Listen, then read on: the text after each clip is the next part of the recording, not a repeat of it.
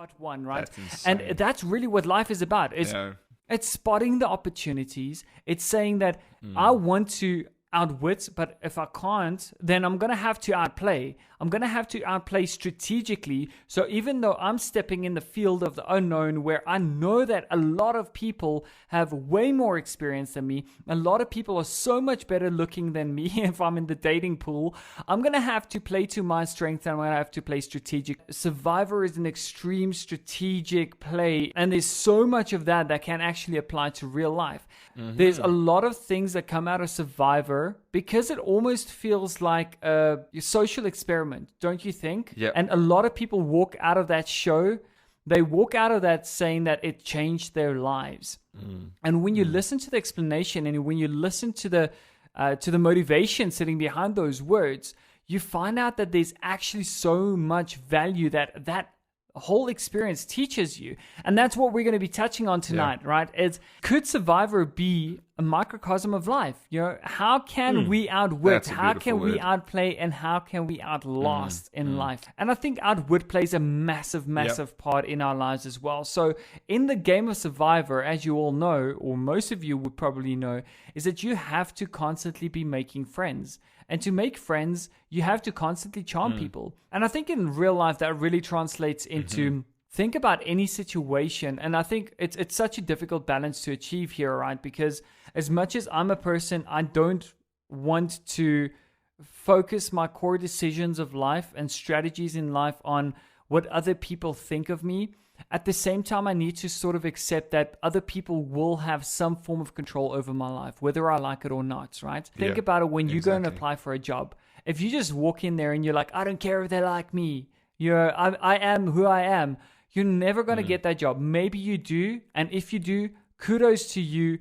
And you're probably in the right place right now, because I've landed jobs like that where I just said, you know what, I'm not going to cut my hair. I went through this long hair phase. But to those jobs that actually came through for me, and to those organizations that said, you know what, we don't care what you look like in terms of long hair. I don't care about that. We want whatever is inside your mind. We want your work ethic and all of that, right?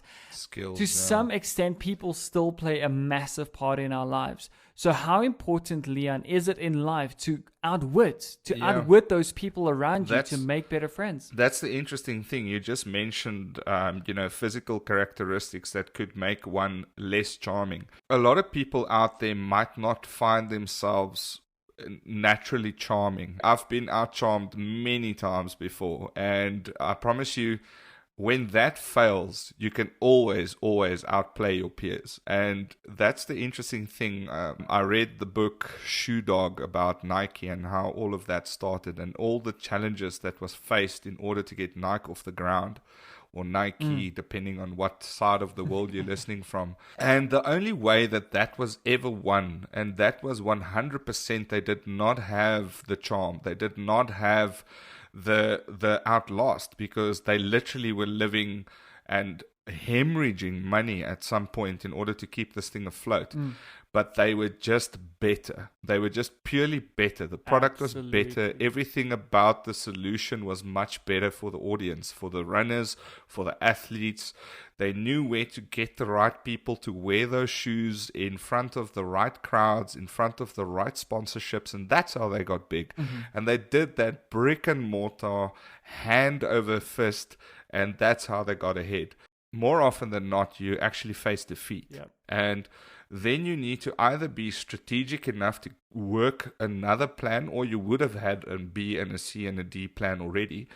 Or the athletic guys do really well here, is Outlast is literally taking everything we've done and said, now chuck it out the window and at least just be the last man standing, and take that flame and that flag and bear it and take it forward. So you can be as good player as you want, you can be as witty and as charming as you want. If things get tough, you're going to need resilience, you're going to need dexterity, you're going to need that willingness to move forward and actually go through the mud that's holding you back and just put one foot in front of the other to still make a success out of something seemingly completely doomed. If you've derived some great value from our show thus far, please take a second to rate and review us on the platform that you're tuned in on. This will really help us to grow the show and reach more and more people, to spread the positivity and change more and more lives. So it will literally just take you a second to rate and review us, and who knows, perhaps you could directly be responsible for changing someone's life today. We look forward to seeing you guys in the next one. Until then, cheers.